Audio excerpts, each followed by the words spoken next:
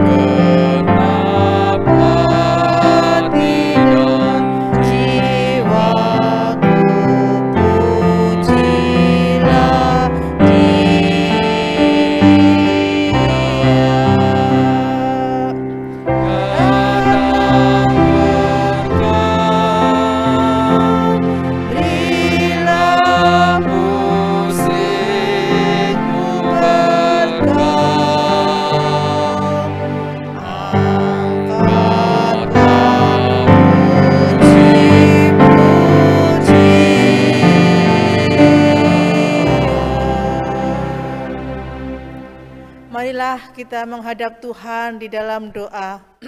Kami hantarkan. Kami mengucap syukur ya Allah atas berkat kasih Allah sepanjang hari ini, sehingga Tuhan masih Engkau perkenankan kami, umat-Mu terkasih, teristimewa Jemaat GKJP Toran, yang pada sore hari ini memasuki minggu masa Prapaskah yang pertama. Kami hendak menerima taburan firman-Mu ya Allah. Buka mata, telinga, pikiran dan hati kami. Berfirmanlah Allah, kami siap mendengarnya. Dalam nama Allah Bapa, Putra dan Roh Kudus, kami mengucap syukur dan berdoa. Amin. Bacaan Alkitab pada sore hari ini akan kami ambilkan dari kitab Lukas 23 ayat yang ke-34. Yang demikian bunyinya, "Ya Bapa, ampunilah mereka, sebab mereka tidak tahu apa yang mereka perbuat." Dari sini adalah ucapan pertama Yesus ketika dia berada di kayu salib, merupakan doa yang dipanjatkan Yesus kepada Bapa. Ya Bapa, ampuni mereka. Siapakah yang dimaksud mereka dalam ucapan tersebut? Mereka adalah golongan orang Farisi atau ahli Taurat, yakni orang-orang yang menguasai hukum Taurat, tetapi menerapkan jauh dari kasih. Juga golongan orang Israel atau Yahudi, yakni orang-orang yang mengalami mujizat-mujizat tetapi melupakan setiap kebaikan Tuhan. Mereka adalah prajurit-prajurit Romawi, dan mereka adalah orang-orang yang menjalankan keputusan. Bahkan keputusan ilegal sekalipun, semua golongan mewakili manusia yang telah menyalibkan Yesus yang tidak bersalah. Sebab mereka tidak tahu apa yang mereka perbuat. Tuhan Yesus mengatakan bahwa mereka tidak tahu akan apa yang mereka perbuat. Tidak tahu artinya, tidak tahu bahwa mereka sedang berpihak kepada dosa. Mereka menghukum orang yang tidak bersalah dengan dasar kebencian. Mereka menghukum orang yang berpihak pada yang lemah dan sering berbuat kasih kepada siapapun mereka. Kepada siapapun mereka begitu antusias menghukum dan menikmatinya. Keberhasilan mereka menghukum karena mereka juga tidak tahu bahwa yang mereka hukum itu adalah Allah. Allah yang menjadi manusia yang datang sebagai juru selamat semua orang berdosa.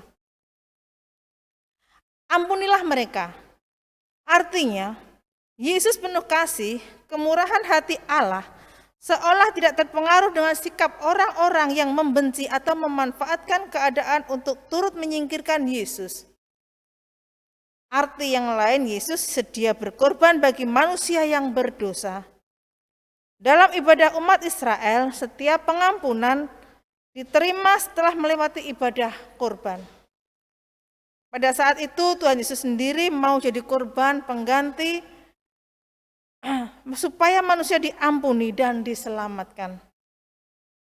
Saudara-saudara, melalui perkataan Yesus di kayu salib, mari kita jadikan suluh untuk mengorbankan kasih kita pada Tuhan. Lihatlah dan ingatlah,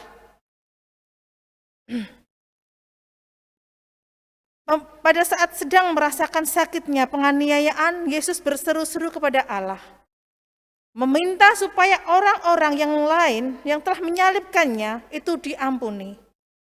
Ya Bapa, ampunilah mereka sebab mereka tidak tahu apa yang mereka perbuat.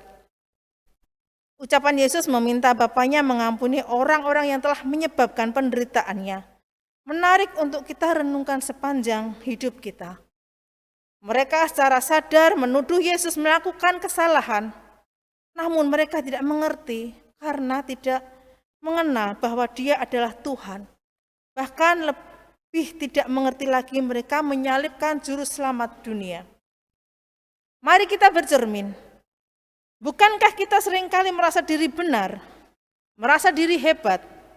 Mungkin saat itu karena kita digelapkan oleh dosa, sehingga tidak mampu memahami kebenaran.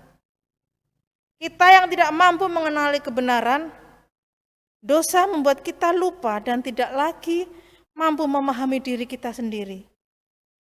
Kita tidak mengenali siapa kita dan bagaimana seharusnya kita hidup.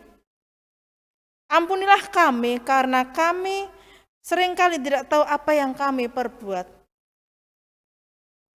Sudah bersyukurlah kita? Ya, Tuhan, kami bersyukur sebab Tuhan mengingatkan kami akan dosa dan tetap bersedia mengampuni kami. Ampuni mereka sebab mereka tidak tahu apa yang mereka perbuat. Rasa syukur dan kagum atas Yesus memohon pengampunan bagi orang yang menganiayanya akan jadi berkat orang di sekeliling kita. Ketika Yesus ini mengubahkan kita menjadi seorang bermurah hati. Ya Bapa, ubahlah kami untuk menjadi murid yang bermurah hati. Amin. Kita diberikan waktu untuk menghaturkan persembahan. Dan jalannya persembahan akan kita iringi pujian Kidung Jemaat nomor 40 bait yang pertama, Ajaib Benar Anugerah.